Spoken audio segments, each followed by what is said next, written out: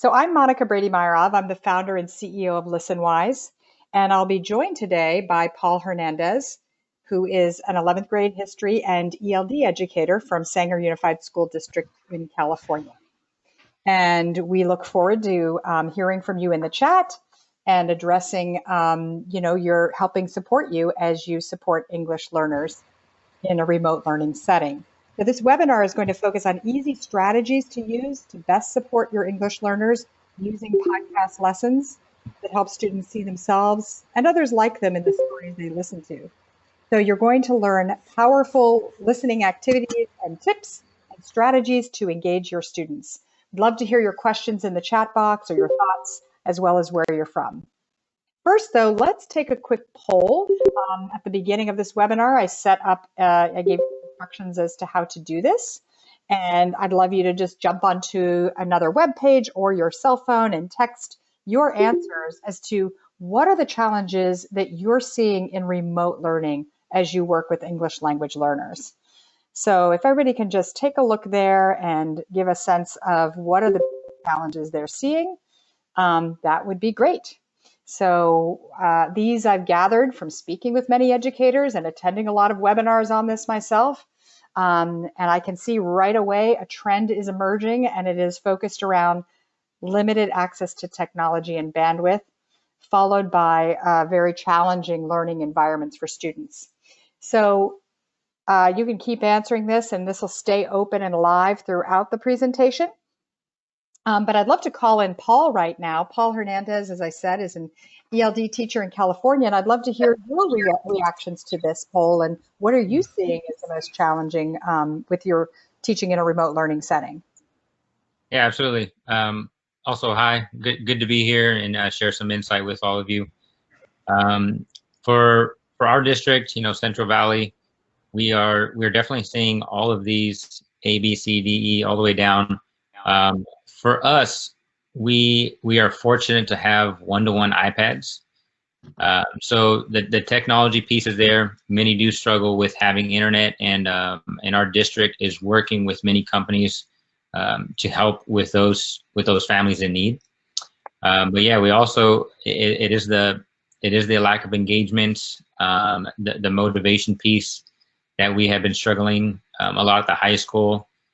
Yeah, there's every family is very different, and we are definitely seeing all of these struggles for our EL students. And that really presents a lot of hurdles for learning.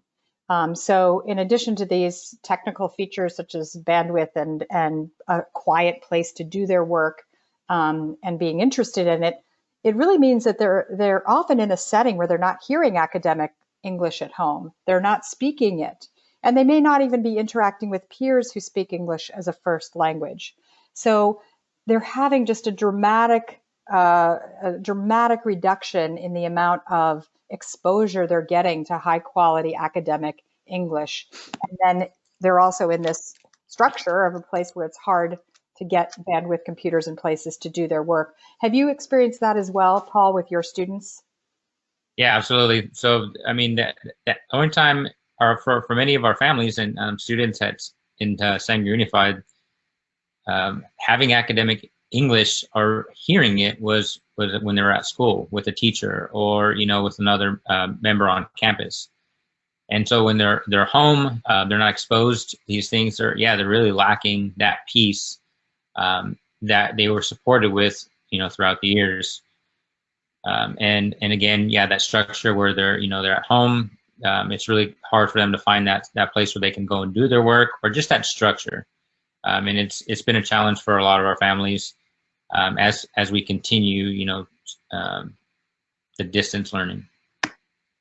And this can really lead to a learning loss. And you might not be seeing that right away with your students, but over an extended period of time where they're not having exposure to English, and it's a serious problem. Paul, I don't know if you've also started to see that, or what concerns you about this.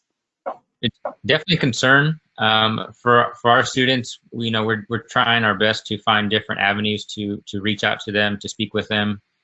So it's hard to gauge how much has been lost so far. We will really find out when we return to school and when we get back into the norms of everyday English or practice. So it's kind of hard to tell. There's no doubt that there will be some loss, and a lot for us to pick up once we get back up and going. All right, so let's talk a little bit about how we can help. So we're going to look at how to use Listenwise with ELs in a remote setting. And for those of you who aren't familiar with what Listenwise is, your ELs can listen to authentic academic language across the general education curriculum.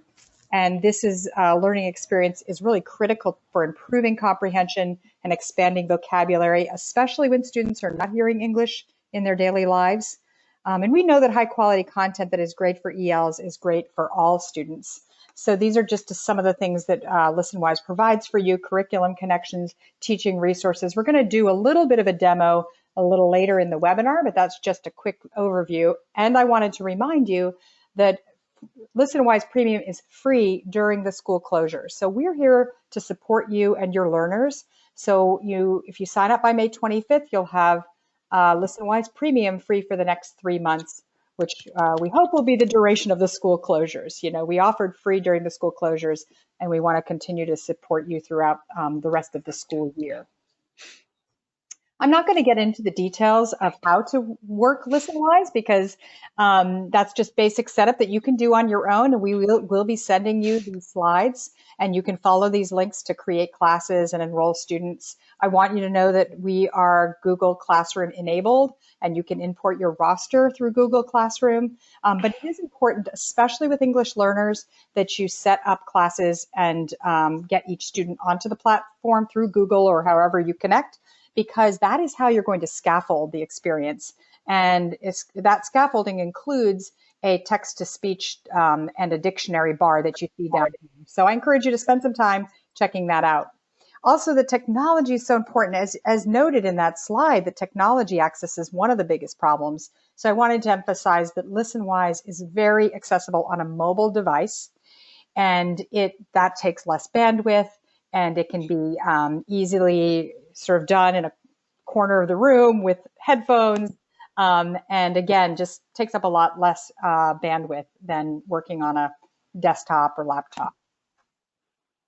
So Listenwise has a variety of scaffolding and supports that these built-in literacy supports are in the form of interactive transcripts, reduced speed audio, tiered vocabulary, word lookup, text-to-speech. I'm just going to pop over to Listenwise right now to get you a view of it, and I'm going to actually ask Paul to tell us about a story that he's used recently. And before I do that, I just want to show you that Listenwise has thousands of 3 to 5 minute audio stories. All of them have transcripts. What we're looking at now is our current events collection, which changes every single school day. And then we also have tailored collections to the curriculum in social studies, science, and ELA. So teaching resources that are aligned to the subjects you're teaching in these specific areas. So whether you just want to engage students with an interesting story, or you want to use the audio resource as a way to teach a content point, we can do that. So I know, Paul, you told me that your students love listening to a variety of voices and perspectives. So tell us about a story that you recently used on Listenwise. Yeah, absolutely. Our students, probably in late February, we were, hearing more about coronavirus, and one benefit of Listenwise is the current event section. So, our students were hearing more about this. They were asking questions in class, and so we found a great one, a great podcast, and it was containing the spread of coronavirus, or containing the coronavirus outbreak. Mm-hmm. Okay. Yeah, If you look at this class, you'll just want to point out that every story has the transcript, which is interactive. Play a minute of that or a second of that for you to see it, so that the word. And there are very few confirmed cases of coronavirus in the U.S. right now. So it stays synchronized throughout the transcript and the audio. And you can also use this toggle switch over here to slow it down by 20%. So tell me, Paul, how did you use the story? Did you rely on the bank of listening comprehension questions? Did you assign it digitally? Yeah, we used a lot of these features. So I work with a team at Sanger High School, and my colleague Angelique Tovar, she's great. We each have a different group of students. So I have more of the bridging students, the higher level students, and she has more of the emerging and expanding students. So we each use different features for our students. So I know for sure she would use something. She would use the slower button. She would slow down the audio for her students. And she would use a little bit more of the scaffolds. On my side, I would use less because, again, my students were a bit of a higher level. And yeah, the great thing about the questions you can also you can ask as you go is you can edit them and make them, tailor them to your students. So what we did, just to kind of briefly go through it step by step, usually, with any great lesson, you want to hook your students or activate prior knowledge. And this was kind of built in, which is why we like the current events. Our students were already talking about this. They were already interested. So it didn't take much to really hook them and get them interested. After that, we used a lot of the vocabulary that was already built in. So there's a great avenue or a great resource for tier 2 and tier 3 words that they will hear. So what we did is we just front loaded some of the terms that they will be hearing in the audio, such as virus and quarantine. And those are really helpful just to get them, once they hear them, they'll have at least a basis of how to use them in English, how to use them in the writing or even speaking. So what we've also encountered is one of the reasons why we're using the current events is there's not a ton of front loading like there would be if I was teaching like a history, a lesson, or an English lesson. So we were adjusting our lessons because we were also getting ready for our state language proficiency test. So one way to obviously practice the listening skills was using Listenwise, and it's been a great addition over the past year and a half, getting our students on board and really improving their skills. So we use, go back. Paul, I'm going to interrupt you and say, like, it sounds like all the features you're using and your colleagues are using do a great job to support your ELs as well as gen ed students. I was walking you through the assignment process as Paul was speaking. All of these stories can be turned into a written assignment that happens through this button and the procedure I just walked you through. But it's also, there's so many more features to Listenwise, and especially scaffolding for ELs, that we don't have time to go to today. So if you're interested in a more specialized demo or a longer demo for you or your colleagues, put your email in the chat and we will arrange that for you. So because of our time constraints today, we're only able to show you a few of the features. So like I said, if you're interested in learning more and going deeper about how we could support your specific goals, put your email in the chat. I know I'm going to go back to the slide presentation because I think, Paul, you were talking too that you use this as well in the teacher resources part of the website. There is guidance about what to do exactly before listening, during listening, after listening. We're trying to make this really easy on you so that you know exactly how to deploy the listening organizers we've created, the close listening protocols. Have you used those features with the Listenwise lesson, Paul? Absolutely. Everything from the vocabulary. We've used some of the assignments have graphic organizers. And again, we're really trying to tailor those skills to get them ready for the proficiency test. So oftentimes they're taking notes as they listen. They're following the transcript. There's a lot of great features that will benefit an English learner as they not only getting ready for a test, but they improve their overall fluency in English. That's fantastic. You know, another key thing about Listenwise that I heard you mention and definitely came up in the poll earlier, which is engagement. And for ELs in a remote setting, you've got to keep it short, simple, and fun. And Listenwise really helps with that because every story is 3 to 5 minutes long, so it's a very short type of assignment. And whether that's just listening, if that's all you're asking your students to do, which is fine, that would be a fun and interesting activity, is just ask them to listen. And with their account, they can choose a story to listen to. You would need to create an assignment or give them a quiz. We're going to show you the quizzing feature in a moment. But it's a short listening experience. The other thing is that it's very simple. It's easy for students not to participate. They have other responsibilities in the household, and they have video games, YouTube, friends. You need to be presenting your students with something that they're interested in.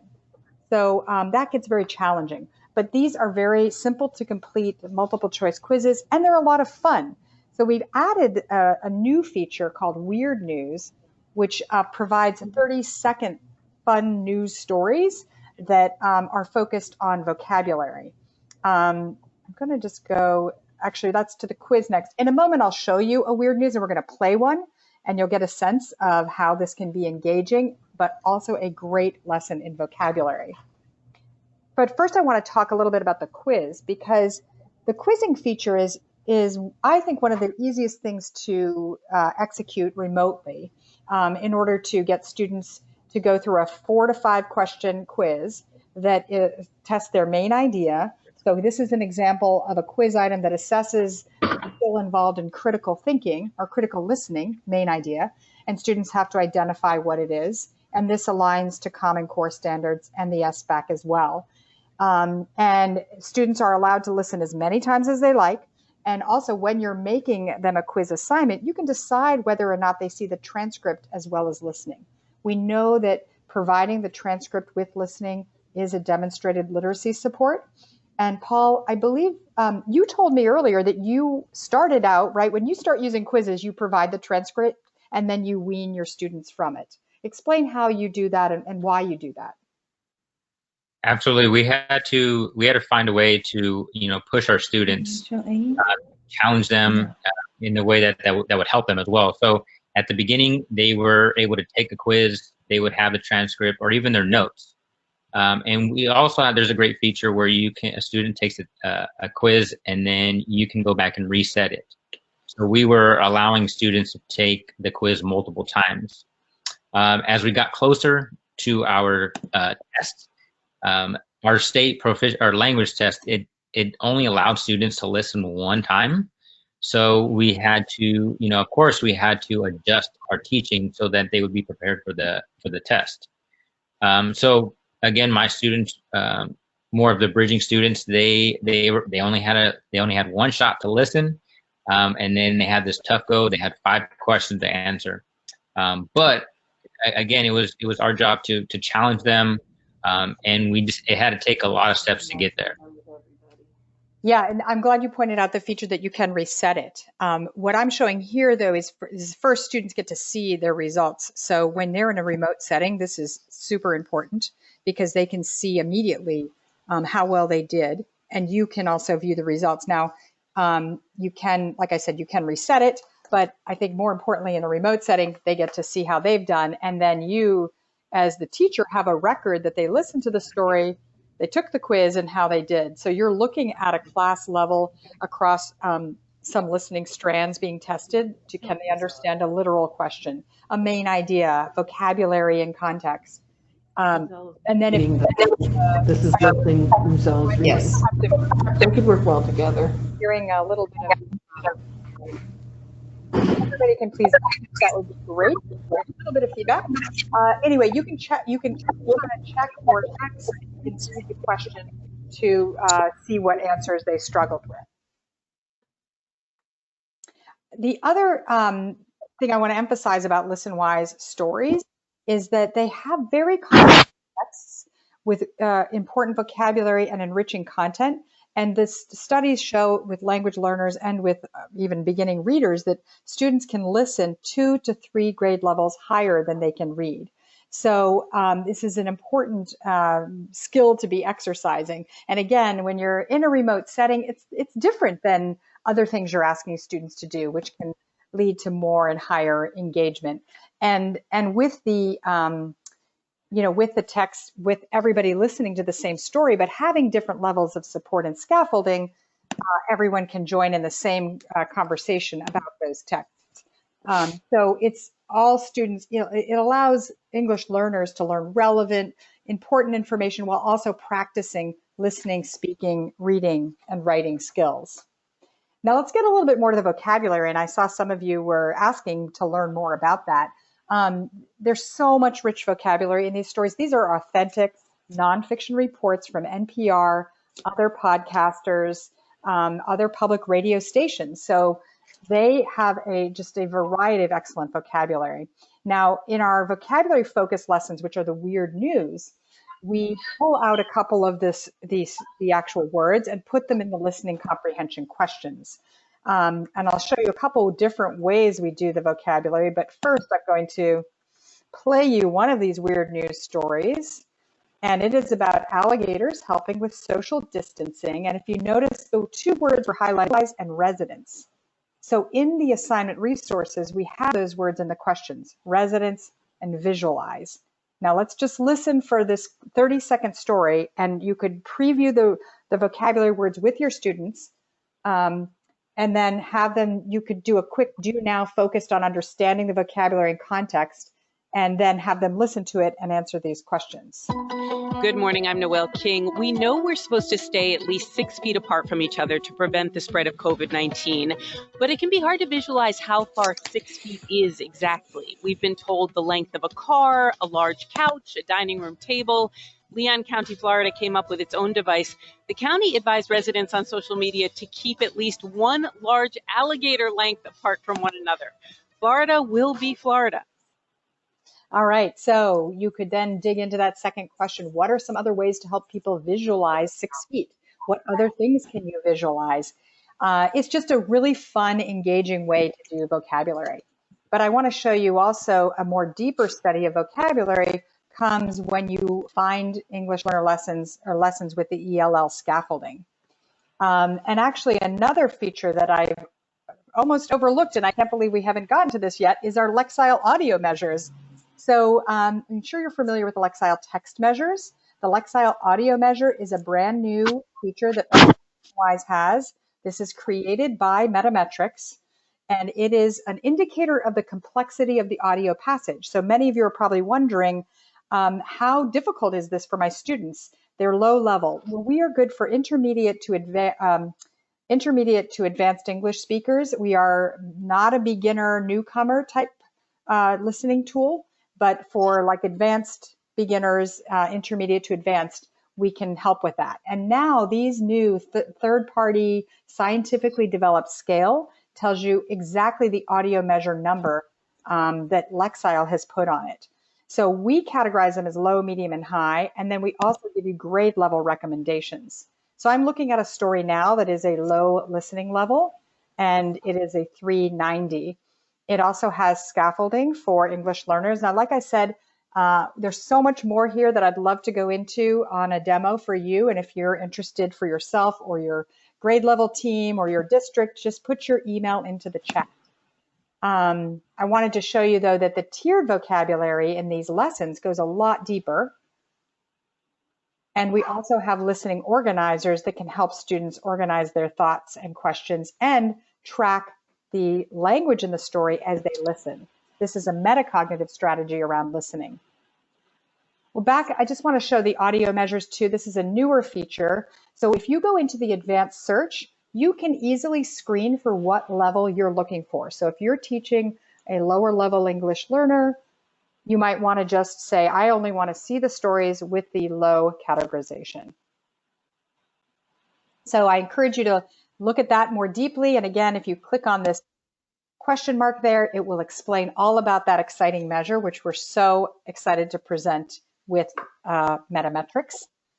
So we're getting near the end, so I want to make sure we just wrap up with one other thing we've added, especially for remote learning in this time of school closures and the pandemic, and that is a new podcast. It's called Listenwise News Bites, and it's for, especially for people who have bandwidth problems. So, again, I know a lot of your students are struggling with bandwidth. If they're not able to log into the Listenwise program and get assignments, you could ask them to download the Listenwise News Bites podcast. They can listen independently. And what we're doing is taking a couple of stories from our current events every week and putting them into the podcast with thought-provoking questions. And we're doing that weekly. So another great way to check it out, Chelsea will put in the link to where you can sign up for this podcast. You can get it anywhere you get your podcasts. But again, for your EL students, this could be a great way to just hear more spoken English without a specific written task that they would need to do afterwards, but just get a lot of exposure. All right, let's wrap up with some best practices. And Paul, I'd love you to chime in here too, because I know that you always try to keep it simple, chunk information, build background knowledge, scaffold. Tell me what you do, Paul. What are some of the best practices you'd like to share? Yeah, just to mention, to keep it simple, Listenwise integrates really well. It's not hard at all for students to join. So that part is really simple. And when it comes to, these types of lessons, it's really focused. Students know that they're going to be working on their listening, comprehension, and again, the great part of like the current events, you can find something that's really interesting, grab their attention. And if not, as always, good teaching, you start with building their background knowledge, and hook them into the information. And then just using different scaffolds. My students, your students are all going to be very different. And as great teachers, you know what our students really need. And it's been a challenge. I know for all of us trying to find different ways or the different roadblocks that we've all encountered. I know trying to connect with my students has been a struggle. We started with Google Classroom. We sent out remind messages.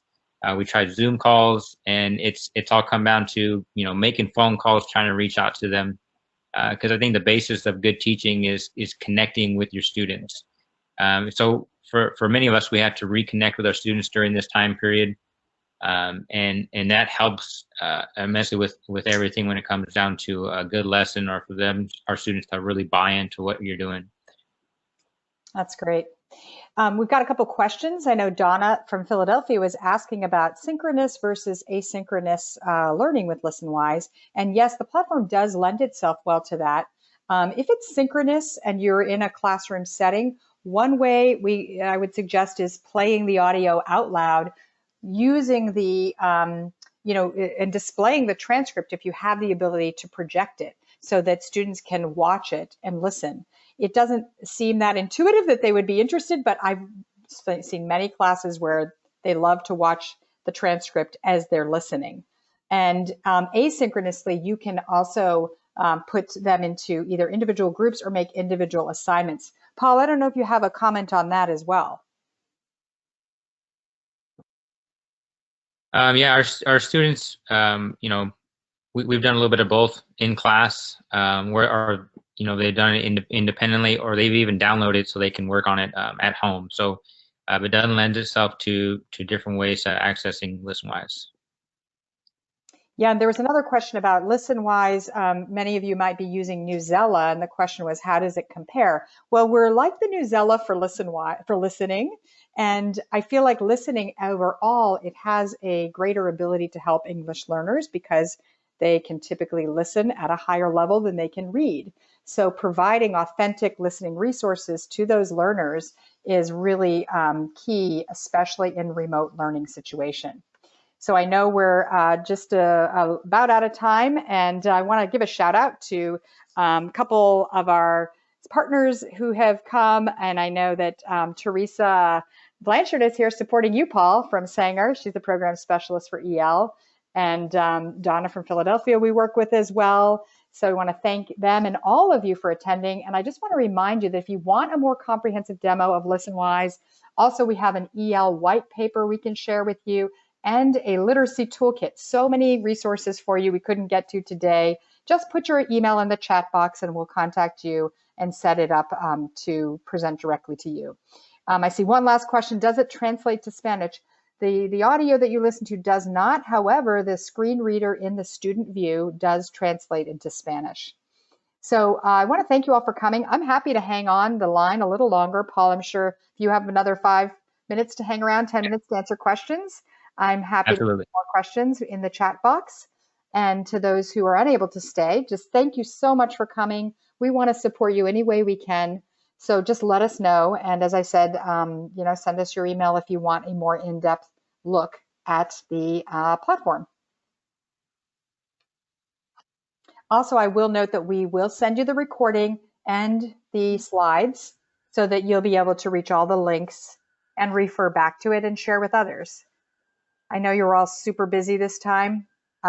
It's, my heart and mind and support go out to you and all you're doing for especially this very important population of students that is, more vulnerable to learning loss at this time because they're not in a school setting. So we want to help you any way we can. And I don't see any additional questions. So I'm just going to thank everyone for coming, and we hope to connect with you soon. Be well, everyone. Be well.